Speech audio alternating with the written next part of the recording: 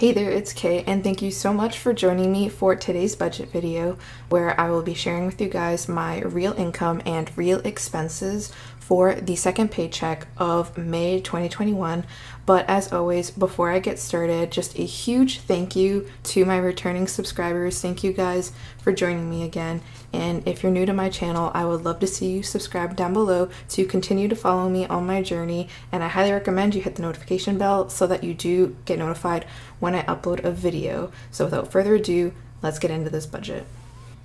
Alright, so I've opened up here to the sheet for my second paycheck, and I've already gone and filled in the budgeted amounts that are based off of my monthly estimated budget. So if you haven't checked that out, I'll have that in the card in the top right corner if you want to know where I got these numbers from.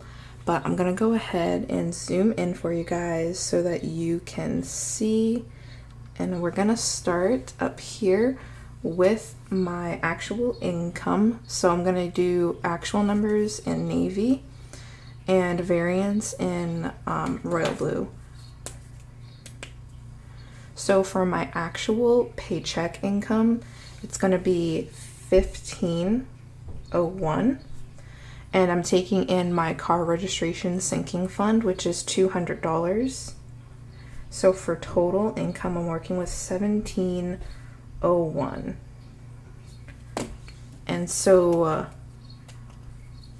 well, 1,500 minus 1,250 is 250, so I'm going to be plus 1, so we're going to be plus 251, meaning I made 251 more than I budgeted for. This has no variance, and so we're starting with a positive 251. So that's going to be lots of wiggle room for that. The reason I'm taking in my car registration sinking fund as an income is because I have extra left over, which I figured I would, and I'm going to be redispersing that. So because that's money that's being moved into a different purpose is why I'm taking that in. I don't normally do that with my other sinking funds, because if I'm taking money out of my personal sinking fund to go buy like a pair of jeans or something, that money just stays, like if I have like $1 or $2 left over, like that goes back in. It doesn't get repurposed into something else. So that's why I just track it separately on my sinking funds tracker, and I don't take that in as an income. That's just how I do it. Again, I know people do it differently, so it's totally up to you, but that is my thought process with taking in my car registration fund as an income. And speaking of car registration, that came out to $146. And then my tuition is $50 a month on autopay. Adobe $16 a month on autopay, although I'm gonna have to double check the date that that's gonna be increasing because I'm on like a promo plan for right now. And then my rent came out to $844, and that includes my rent and utilities because they're billed together. So I include that, even though it's a variable expense technically, it varies month to month. It only varies based on my utilities. My rent is fixed, therefore I just group it in as a fixed expense because it's due on the same day every month. So that's the logic behind that. So let's go ahead and add up all of these expenses. So we have $10.56. And then we have $17.01 minus $10.56. That leaves us with $6.45 left over. And now for variances. So we had a surplus of $251 coming in. We're gonna have a surplus here because it was less than I budgeted for. So 54. So I have 54 extra dollars that I'll probably move into, I think car maintenance would probably be the best thing to do since it's money that was meant for my car anyway. Tuition has no variance, Adobe has no variance, and then rent is gonna have a variance of 31. So calculator, I'm gonna go ahead and add these up. 85 for the category plus 251. So we're at a surplus of $336. So I have more than double left over than what I originally budgeted for. So I'm actually in a really, really good place to probably make an extra debt payment on top of what I already budgeted for. If we go down to variable expenses, I didn't budget anything out of this paycheck because my total monthly expenses were budgeted out of the first paycheck, and I'm not going to put anything in here for this paycheck. So I'm just gonna get something that's straight and draw an X through it.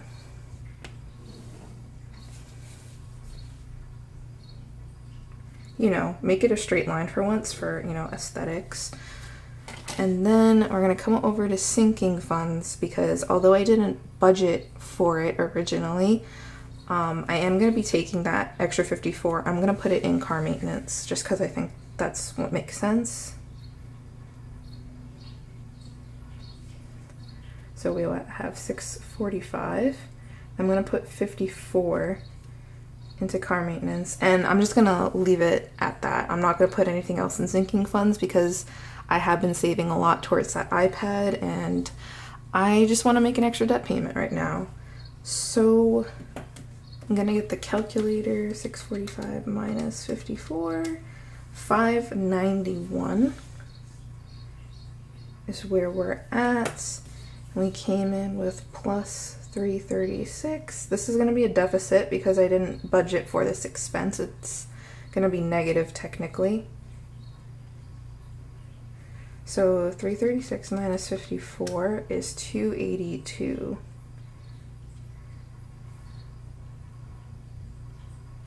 So we're walking in with an extra $282 more than I budgeted for in extra debt payments. And I did leave a note up here because this number is based off of, like I said, the monthly budget, and so I paid a little extra off of paycheck 1 so I can pay a little bit less off of the second paycheck to finish off this Nelnet A account. So I was at 612 minus 532. So I'm at 532 out of the 612 needed to pay it off, which means you subtract them, I only need $80 to pay off my Nelnet A loan. So 591 minus 80, so that's still like $500 left over. And I don't want to put all that into like emergency savings. So, well, let me see. So 591 minus 80 is going to be 511, and then down here I had 116 to put in emergency, so I think I'll do the 111, which is close to what I budgeted for, and then I'll leave 400, and we'll jumpstart Nelnet D is the next student loan. So 400 plus 80 is gonna be 480, and then 591 minus 480 is 111. Yeah, so that works out like I thought. And that would zero out the budget. And I'm just gonna double check for variance. So 193 minus 80 gives a surplus of 113. But then I didn't budget for this originally. So this is going to be a deficit of 400. So technically, oh yeah, so we'll go negative here because we'll go positive down here. That's how it's going to even out. So if we have, I guess I'm going to have to double check it both ways with this set of numbers and this set of numbers. So we'll do these first. So if we have 113 minus 400, negative 287, and then 193 minus 480 should be the same number, and it is. So we're deficit 287 for the category. We were surplus 282, which means we're gonna be a deficit 5 because 282 minus 287 is negative 5. So we're negative 5, but then this is less than we budgeted for, so that's a surplus 5, so that's where it zeroes out. So then we zero out down here because -5 plus 5 is 0, or 5 minus 5 is 0. Depends on how you want to look at it. So here it is. Here's my paycheck number 2 budget. It's my last paycheck of May, and it was an interesting one. I got a lot done here. Car finally registered, just almost a whole month late, but it was a less than I budgeted for, so that's awesome. And I'm jump starting Nelnet D already, which I wasn't supposed to touch until I think August based off of my original payoff plan. So I think because I'm so far ahead, I might have to do a revision of the plan and ramp things up around here. But anyways, if you made it to the end of the video, thank you so much for watching. I really appreciate it. I'd also really appreciate if you leave a big like and also a comment down below, as well as subscribe if you're not already, so that you can follow me on my journey, and stay tuned until the next video. Hope to see you again. Peace out.